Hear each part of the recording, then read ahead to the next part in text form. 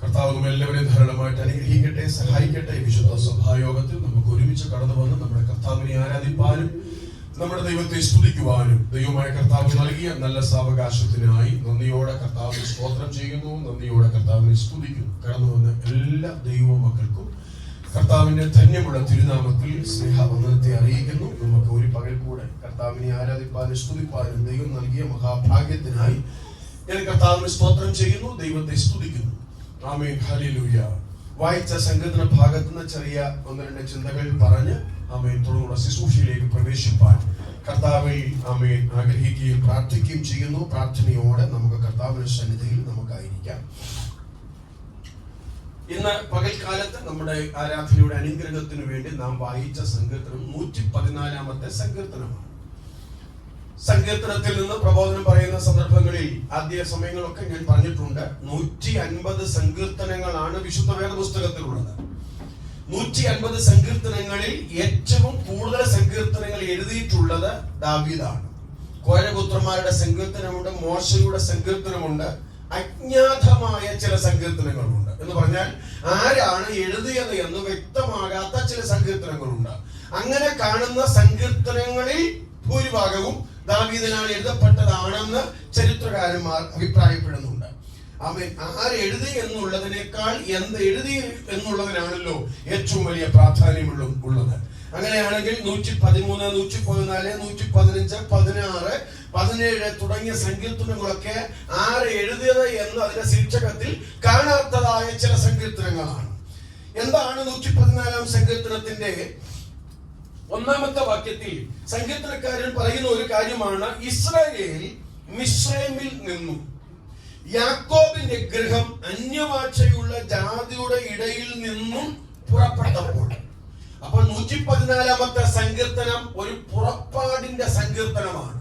ആമേൻ. എന്ന് പറഞ്ഞാൽ മിസ്രൈമിന്റെ അടിമത്തത്തിലായിരുന്ന ഇസ്രായേൽ മക്കളുടെ പുറപ്പാടിനെ കുറിച്ചും ആ പുറപ്പാടിൽ ദൈവം ചെയ്ത ചില അത്ഭുത സംഭവങ്ങളും വിവരിക്കുന്ന ചെറിയൊരു അധ്യായമാണ് ഈ 114-ാമത്തെ സങ്കീർത്തനം. അതിന്റെ 1-ാമത്തെ വാക്യത്തിൽ പറയുന്നത് ഇങ്ങനെയാണല്ലോ: ഇസ്രായേൽ മിസ്രൈമിൽ നിന്നും യാക്കോബിന്റെ ഗൃഹം അന്യഭാഷയുള്ള ജാതിയുടെ ഇടയിൽ നിന്നും പുറപ്പെട്ടപ്പോൾ. ആമേൻ, ദൈവത്തിന് സ്തോത്രം. മിസ്രൈമിന്റെ അടിമത്തത്തിലായിരുന്ന ഇസ്രായേൽ മക്കൾ മിസ്രൈമിൽ താമസിക്കുന്ന സാഹചര്യത്തിൽ അവിടെ ഒരു ഭാഷയല്ല, ഒന്നിലധികം ഭാഷകൾ സംസാരിക്കുന്ന ജനങ്ങൾ ഉണ്ടായിരുന്നു.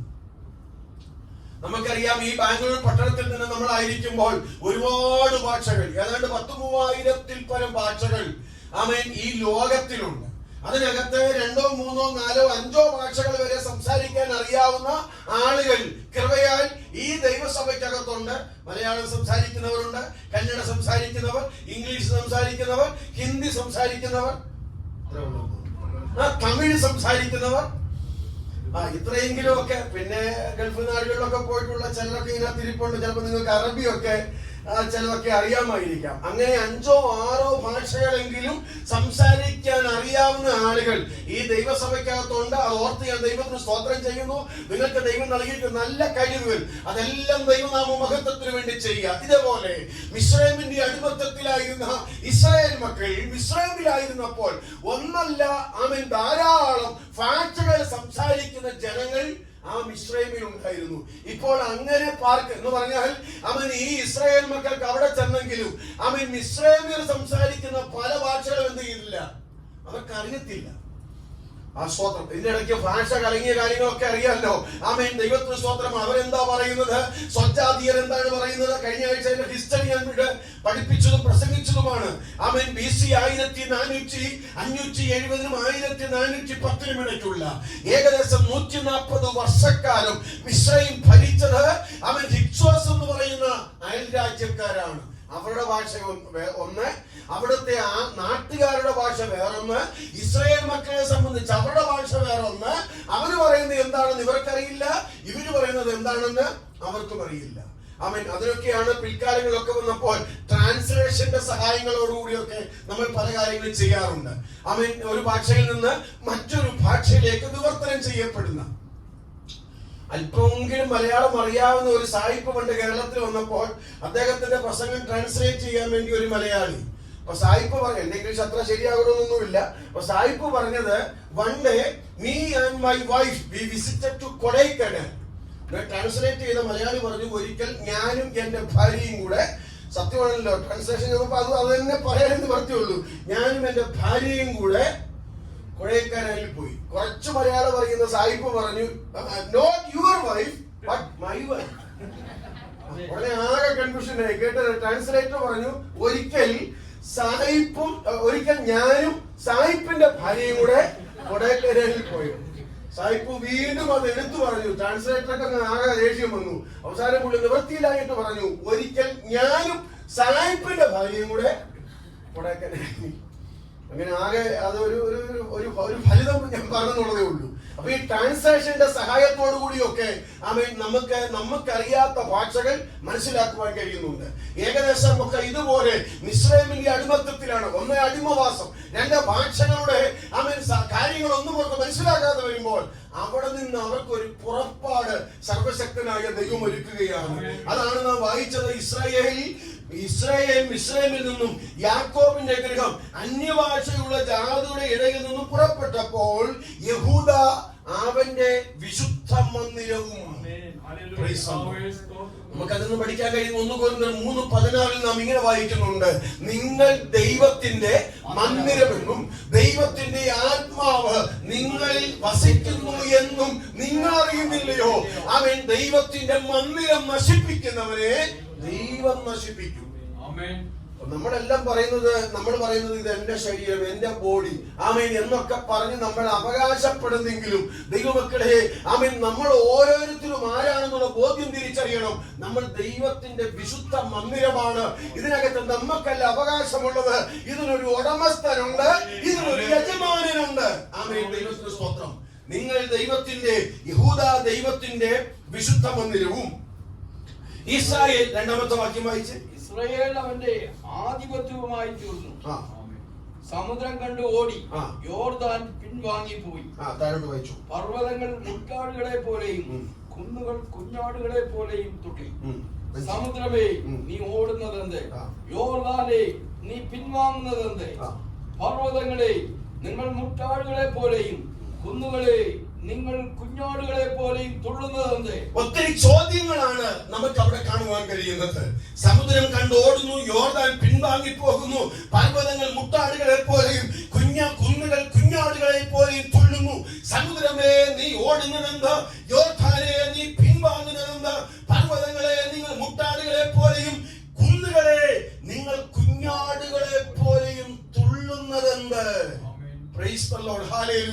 നമുക്കറിയാം, തിരുവനത്തിൽ ഈ സംഭവങ്ങളുടെ ഒരുപാട് പശ്ചാത്തലങ്ങൾ അറിയാം. മിസ്രൈമിന്റെ അടിമത്തത്തിലായിരുന്ന ഇസ്രായേൽ മക്കൾ മോശയുടെ നേതൃത്വത്തിൽ ചെങ്കടൽ തീരത്ത് വന്നപ്പോൾ മോശയുടെ കയ്യിൽ എന്തോ ഉണ്ട്. ഞാൻ ഒരിക്കൽ പ്രസംഗിച്ചതാ. മോശയുടെ കയ്യിൽ എന്തോ ഉണ്ട്. മോശയുടെ കയ്യിൽ ഒരു വടിയുണ്ട്. അത് സാധാരണപ്പെട്ട ഒരു വടിയല്ല, ആടുകളെ അടിക്കാൻ വേണ്ടി മാത്രം ഉപയോഗിക്കുന്ന വടിയല്ല. അതൊരു അത്ഭുതത്തിന്റെ വടിയാണ്, അതൊരു അതിശയത്തിന്റെ വടിയാണ്. അത് വേണമെങ്കിൽ അവൻ ഈ ഭൂമിയിലെ ഭൂമിക്ക് മുകളിൽ അത് വടി ഉപയോഗിച്ച് അടിച്ചാൽ അത് മിസ്രൈമിലേക്ക് ഒരു ബാധയായി പുറപ്പെടുന്ന പേനായിട്ട് മാറാനുള്ള ശക്തിയും അധികാരവും ഈ വടിക്കകത്തുണ്ട്. മാത്രമായില്ല, തീർന്നില്ല. അവൻ ഈ ചെങ്കടലിന്റെ മുകളിലേക്ക് അവൻ ഈ വടി ഒന്ന് നീട്ടിയാൽ അവൻ ഇരു ഭാഗത്തേക്കും ഈ വെള്ളം അവൻ മാറിപ്പോകുന്ന കാഴ്ച നമുക്ക് കാണാനായിട്ട് കഴിയുന്നു. അതാണ് പറയുന്നത്. ആമേൻ, ഹല്ലേലൂയ. യോർദാനെ, നീ പിൻവാങ്ങുന്നതെന്ന്. അവൻ മോശയുടെ നേതൃത്വത്തിൽ മോശയുടെ കയ്യിലിരുന്ന വടി അവൻ ഈ സമുദ്രത്തിന്റെ മേൽ നീട്ടിയപ്പോൾ വെള്ളം ഇരുഭാഗത്തേക്കും രണ്ടായിട്ട് പിരിഞ്ഞ് വെള്ളം മതിലുകൾ പോലെ നിന്നെന്ന. അതുകൊണ്ട് അതിനകത്ത് ചോദിക്കാവുന്ന ഒരു ചെറിയ ബൈബിൾ ക്വിസ് ഉണ്ട്. ഒരിക്കലും സൂര്യനെ കണ്ടിട്ടില്ലാത്ത ഭൂമി ഒരിക്കൽ സൂര്യനെ കണ്ടു, പിന്നീട് ഒരിക്കലും ആ സൂര്യൻ ആ ഭൂമിയെ കണ്ടിട്ടില്ല, അല്ലെങ്കിൽ ആ ഭൂമി ആ സൂര്യനെ കണ്ടിട്ടില്ല. ഉത്തരം ചെങ്കടലിൽ വറ്റിക്കപ്പെട്ടതാ. എന്താ ചോദ്യം? ഒരിക്കലും സൂര്യനെ കണ്ടിട്ടില്ലാത്ത ഭൂമി ഒരിക്കൽ സൂര്യനെ കണ്ടു, പിന്നീട് ഒരിക്കലും ആ ഭൂമി സൂര്യനെ കണ്ടിട്ടില്ല. ആമേൻ, ദൈവത്തിന് സ്തോത്രം. മോശയുടെ കയ്യിലിരുന്ന ഈ വടി അവൻ ചെങ്കടലിന്റെ മേൽ നീട്ടിയപ്പോൾ വെള്ളം അങ്ങോട്ടും ഇങ്ങോട്ടും പിരിഞ്ഞു. സ്തോത്രം. പിൽക്കാലത്തെ പുതിയ പാസ്റ്ററാണ് ഇപ്പോൾ ചാർജ് എടുത്തിരിക്കുന്നത്. ആ പാസ്റ്ററുടെ പേര് യോശുവ എന്നാണ്. അവൻ യോശുവ വടി നീട്ടുകയല്ല. കാരണം എന്താ?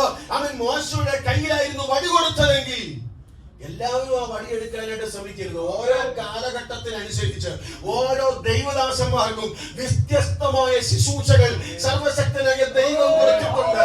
അതുകൊണ്ട് ഒരു കാര്യം എപ്പോഴും എല്ലാവരും മനസ്സിലാക്കണം, ആരും ആരുടെയും ശുശ്രൂഷകൾ നമ്മൾ കണ്ടിട്ടുണ്ട്. ഞാൻ ഈ ഗായക സംഘത്തെ പാടുന്നവരെയും പ്രസംഗിക്കുന്നവരെയും ഒക്കെ ചിലരൊക്കെ ചിലരുടെ ശുശ്രൂഷകൾ കോപ്പി അടിക്കാൻ ശ്രമിക്കും. പക്ഷെ അതൊന്നും വിജയിക്കത്തില്ല. ഈ ഡൽഹിക്കാരി ഒരാളുണ്ട്, പ്രസിസ് ജോൺ. അവരുടെ ഒരു പാട്ടെന്ന് പറഞ്ഞാൽ വർഷിപ്പ് ലീഡ് ചെയ്യുന്ന ഒരു പ്രത്യേക സ്റ്റൈലില്ല. അവരെ അനുകരിക്കാൻ നോക്കുന്ന ചിലരെയൊക്കെ ഞാൻ ഈ ഓൺലൈനിലൊക്കെ കണ്ടിട്ടുണ്ട്. എന്നിട്ട് ആളുകളൊക്കെ അതിന്റെ അടിയിലൊക്കെ കമന്റും ചെയ്യും, നീ എന്നെ അടി പ്രസിസ് ജോൺ ആകുവാണോ, ആ സ്തോത്രം എങ്ങനെയൊക്കെ പറഞ്ഞു. ഓരോരുത്തരൊക്കെ ഞാൻ പറഞ്ഞു ഓരോരുത്തരും പാടട്ടെ. പക്ഷെ ഞാൻ പറഞ്ഞത് ഓരോരുത്തരുടെ ആരുടെയും ശുശ്രൂഷ എന്ത് ചെയ്യരുത്, അനുകരിക്കരുത്. ആരുടെയും ശുശ്രൂഷ കോപ്പി അടിക്കരുത്. ദൈവം അവരവർക്ക് നൽകിയിരിക്കുന്ന അഭിഷേകത്തിന്റെയും ബലത്തിന്റെയും ജ്ഞാനത്തിന്റെയും അടിസ്ഥാനത്തിൽ അവൻ നമ്മുടെ ആരുടെയും പെർഫോമൻസ് തെളിയിക്കുന്ന സ്ഥലമല്ല ദൈവാലയം. ദൈവനാമത്തിനും മഹത്വത്തിനു വേണ്ടി ഞങ്ങൾക്കല്ല ഞങ്ങൾ പാടിയാലും, ഞങ്ങൾ ആരാധിച്ചാലും, ഞങ്ങൾ ആരാധിപ്പിച്ചാലും, ഞങ്ങൾ പ്രസംഗിച്ചാലും, ഞങ്ങൾ ആമേൻ പറഞ്ഞാലും അത് ഞങ്ങളുടെ മഹത്വത്തിനല്ല, സർവമാനത്തിനും മഹത്വത്തിനും യോഗ്യനായ ദൈവമേ സർവ മഹത്വവും അംഗീകരിക്കാം. അതുകൊണ്ട് പാസ്റ്റർ മോശ വടി നീട്ടി ചെങ്കടലിനെ അങ്ങോട്ടും ഇങ്ങോട്ടും വിഭാഗിച്ചെങ്കിൽ പുതിയ പാസ്റ്റർ വന്നപ്പോൾ യോശുവയ്ക്ക് വടി നീട്ടേണ്ട കാര്യമില്ല. യോശുവ പറയുകയാണ്, യഹോവയുടെ നിയമപെട്ടകം ചുമക്കുന്ന ലേവ്യ പുരോഹിതന്മാരുടെ ഉള്ളങ്കാൽ യോർദാന് മേൽ വെച്ചപ്പോൾ യോർദാന്റെ ഒഴുക്ക് നിലച്ചു. യോർദാൻ ഇപ്പോൾ പിൻവാങ്ങി പോകുകയാണ്. സങ്കീർത്തനക്കാരൻ ചോദിക്കുകയാണ്, പർവ്വതങ്ങളെ നിങ്ങൾ മുട്ടാടുകളെ പോലെ തുള്ളുന്നതെന്ന്, യോർദാനെ നീ പിൻവാങ്ങുന്നതെന്ന്. എത്ര പേർക്ക് വിശ്വാസമുണ്ട് ദൈവമക്കളെ? നിന്റെ ഭാവിക്കെതിരെ, നിന്റെ നന്മയ്ക്കെതിരെ, നിന്റെ തലമുറകളുടെ അവൻ നല്ല ഭാവിക്കെതിരെ അവൻ ഇരുകരകളെ തട്ടി തകർത്ത് പ്രചാരണ പ്രവാഹമായി നിവസിച്ചു വരുന്ന യോർദാന്റെ ഒഴുക്കിന്റെ മേൽ ഇന്ന് പകൽക്കാലം നിന്റെ കാലെടുത്ത് വയ്ക്കാൻ ആർക്കെങ്കിലും തന്റെ ഇടമുണ്ടോ, ആർക്കെങ്കിലും കഴിവുണ്ടോ, ആർക്കെങ്കിലും സാധിക്കുമോ? ആ യോർദാന്റെ ഒഴുക്കിനെ പിൻവാങ്ങിച്ച് കളയാൻ കഴിവുള്ള ദൈവത്തെയാണ് നാം ആരാധിക്കുന്നത്. ചോദിക്കാണ്, യോർദാനേ നീ പിൻവാങ്ങുന്നതെന്ന്, സമുദ്രമേ നീ ഓടുന്നതെന്ന്, അവൻ പർവ്വതങ്ങളെ നിങ്ങൾ മുട്ടാടുകളെ പോലെ തുള്ളുന്നതെന്ന്. നമുക്ക് ഈ ചോദ്യം ഇവരോടൊക്കെ ഒന്ന് ചോദിക്കാം. പർവ്വതങ്ങളെ, കുന്നുകളെ, യോർദാനെ, ചെങ്കടലെ, നിങ്ങൾ എന്തിനാ തുള്ളുന്നത്? നിങ്ങൾ എന്തിനാ ഓടുന്നത്? നിങ്ങൾ എന്തിനാ വിറയ്ക്കുന്നത്? വാക്കും ഭാഷണവും കൂടാതെ അവർ ഒരു കാര്യം വിളിച്ചു പറയും, മഹാദൈവത്തിന്റെ പാദസ്പർശനമേറ്റാൽ ഞങ്ങൾ എങ്ങനെ തുള്ളാതിരിക്കും, ഞങ്ങൾ എങ്ങനെ ഓടാതിരിക്കും, ഞങ്ങൾ എങ്ങനെ തുള്ളാതിരിക്കും, ഞങ്ങൾ എങ്ങനെ ചാടാതിരിക്കും, ഞങ്ങൾ എങ്ങനെ പിൻവാങ്ങാതിരിക്കും.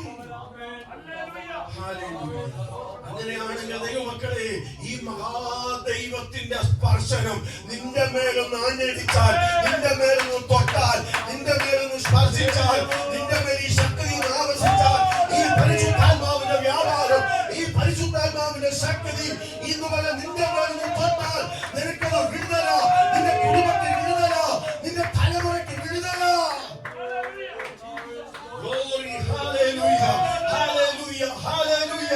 ആ ദൈവത്തിന്റെ സാന്നിധ്യം പറയുന്നത്, അതാ അവര് പറയുന്നത്, അവൻ ദൈവത്തിന്റെ പാദസ്പർശനം ഏറ്റാൽ ഞങ്ങൾക്ക് മിണ്ടാതിരിക്കാൻ പറ്റില്ല, ഞങ്ങൾക്ക് തുള്ളാതിരിക്കാൻ പറ്റില്ല.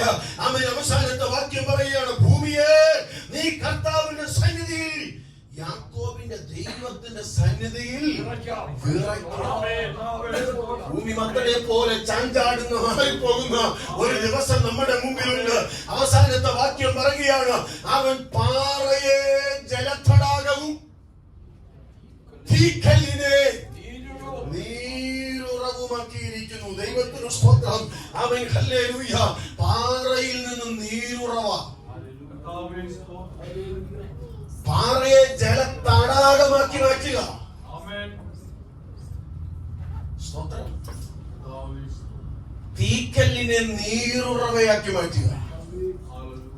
ദൈവമക്കളെ, പഴയ നിയമത്തിൽ ഒരു പാറ അടിക്കപ്പെട്ടപ്പോൾ ചാടി പുറപ്പെട്ടത് ഇസ്രയേൽ മക്കളുടെ ദാഹം മാത്രം തീർക്കുന്ന ദാഹജലമായിരുന്നെങ്കിൽ, പുതിയ നിയമത്തിൽ ഒരു പാറ അടിക്കപ്പെട്ടു. പഴയ നിയമത്തിൽ അടിക്കപ്പെട്ട പാറയെ നോക്കിക്കൊണ്ട് അപ്പോസ്തലനായ പൗലോസ് പറയുകയാണ്, ആ പാറ ക്രിസ്തു തന്നെ. ആ പാറയെ കുറിച്ചാണ് നമ്മൾ പാടുന്നത്. പിളർന്നതാം പാറയെ നിന്നിൽ ഞാൻ മറയട്ടെ. ഞാൻ പറഞ്ഞു വന്നത്, പഴയ നിയമത്തിൽ ഒരു പാറ അടിക്കപ്പെട്ടപ്പോൾ ചാടി പുറപ്പെട്ടത് ദാഹജലമാണെങ്കിൽ, പുതിയ നിയമത്തിൽ ഒരു പാറ അടിക്കപ്പെട്ടപ്പോൾ ചാടി പുറപ്പെട്ടത് ദാഹജലമല്ല, അത് ജീവന്റെ ജലമാണ്. അത് ഇസ്രായേൽ മക്കൾക്ക് മാത്രമല്ല, അമേരിക്കക്കാർക്ക് മാത്രമല്ല, കന്യാലയത്തുള്ളവർക്ക് മാത്രമല്ല, ലോകത്തിന്റെ ഒരറ്റം മുതൽ മറ്റേ അറ്റം വരെ തിങ്ങിപ്പാർക്കുന്ന സകലർക്കും കുടിക്കാൻ ഓരോരുവരും കഴിയുന്ന ആ ദാഹജലമല്ല, ആ ജീവജലം. യേശുവിന്റെ നാമത്തിൽ. അങ്ങനെയാണെങ്കിൽ ഇന്ന് പകൽ ഈ വിശുദ്ധ സഭായോഗത്തിന് ദൈവം നിങ്ങൾ വന്നതല്ല, ദൈവം നിങ്ങളെ കൊണ്ടുവന്നതാ. എവിടെയാണെന്ന് അറിയാമോ? ഈ നീരുറവയുടെ അടുക്കലേക്ക്. Oh Jesus, hallelujah. അതുകൊണ്ടാണ് നമ്മുടെ കർത്താവായ യേശു ക്രിസ്തു ആമേൻ കൂടാര പെരുന്നാൾ പ്രമാണിച്ചു പറയുന്ന ഒരു വാക്യമുണ്ടല്ലോ. ഉത്സവത്തിന്റെ മഹാദിനമായ ഒടുക്കത്തെ നാളിൽ യേശു നിന്നുകൊണ്ട് വിളിച്ചു പറയുന്നു, ദാഹിക്കുന്ന ഏവനും എന്റെ അടുക്കൽ വന്ന് കുടിക്കട്ടെ. ഇച്ഛിക്കുന്നവർ സൗജന്യമായി ജീവജലത്തിന്റെ നദിയിൽ നിന്ന് ഞാൻ കുടിപ്പാൻ കൊടുക്കും. ഇച്ഛിക്കുന്നവർ എന്താ കിട്ടുന്നത്? ജീവജലത്തിന്റെ നദിയിൽ നിന്ന് ഞാൻ സൗജന്യമായി കൊടുക്കുക. ആമേൻ. അത് കുടിക്കാൻ ആവലോടെ വന്നിട്ടുള്ള എത്ര പേരുണ്ട്? ദൈവമക്കളെ, ഈ കൊത്തന്നൂര് അഗ്ര സൈഡിലൊക്കെ രൂക്ഷമായ വെള്ളത്തിന്റെ ബുദ്ധിമുട്ടുകളൊക്കെ ഉണ്ടെന്ന് നമ്മൾ കേൾക്കുന്നത്. ഞങ്ങൾ കേൾക്കുന്നതെന്ന് പറഞ്ഞാൽ, ഞങ്ങൾ ഇപ്പൊ താമസിക്കുന്ന ബാഗലൂര. അത്ര ബുദ്ധിമുട്ട് ഇതുവരെ വന്നിട്ടില്ല. 300-350 രൂപ കൊടുത്താൽ ഒരു ട്രാക്ടർ വെള്ളം ഇപ്പൊ അവിടെ കിട്ടുന്നുണ്ട്. ആ സ്ഥാനത്ത് ഞാൻ അറിഞ്ഞത് 1000, 1500, 2000 രൂപ കൊടുത്തിട്ടും അഗ്ര സൈഡിലൊന്നും വെള്ളം കിട്ടാനില്ല. ആളുകൾ വെള്ളം കിട്ടാതെ വിഷമിക്കുക. സ്തോത്രം. എന്ന് പറഞ്ഞാൽ ഇവിടുത്തെ ബോർവെല്ലെല്ലാം വറ്റി ഉണങ്ങിക്കൊണ്ടിരിക്കുക. ആമേൻ. നല്ല ഒരു മഴ ഈ ദിവസങ്ങളിൽ പെയ്തില്ലെങ്കിൽ ബാംഗ്ലൂരിൽ വെള്ളത്തിന്റെ വളരെ കാഠിന്യമായ പ്രയാസങ്ങൾ ഒരുപക്ഷെ നമ്മളൊക്കെ അനുഭവിക്കേണ്ടി വരും.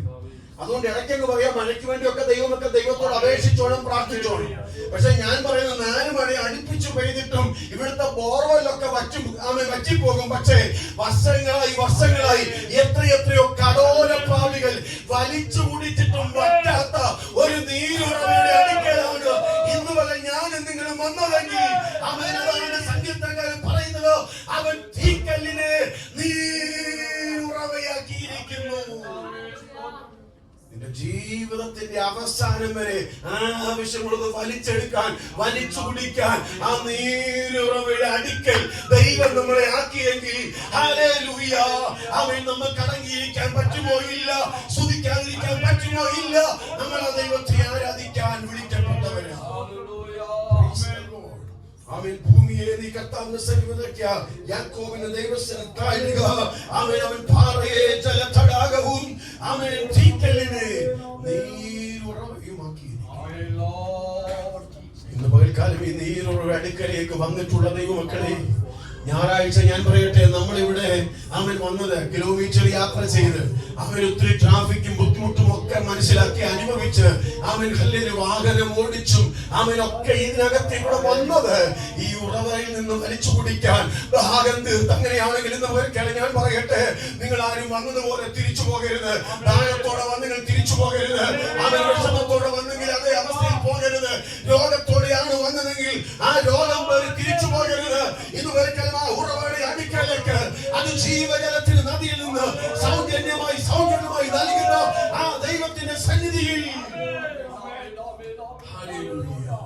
അവൻ അവൻ ചെങ്കടലിന്റെ മേൽ, യോർദാന്റെ മേൽ, അവൻ ഭൂമിയുടെ മേൽ, കുന്നുകളുടെ മേലെല്ലാം ദൈവത്തിന്റെ സ്പർശനമേറ്റപ്പോൾ അവൾ ആരാധിച്ചെങ്കിൽ, അവർ തുള്ളിച്ചാടിയെങ്കിൽ, അവർ ദൈവത്തിന് മഹത്വം കൊടുത്തെങ്കിൽ, ആ ആത്മാവിന്റെ ശക്തി കർത്താവേ, ആ പരിശുദ്ധാത്മാവിന്റെ ശക്തി, ആ പരിശുദ്ധാത്മാവിന്റെ വ്യാപാരം എന്റെ ഈ മൺകൂടാരത്തിലേക്ക് ഒന്ന് പകരണമേ എന്ന് ആഗ്രഹിക്കുന്ന, പ്രാർത്ഥിക്കുന്ന ദൈവമക്കൾ എത്ര പേരുണ്ട്.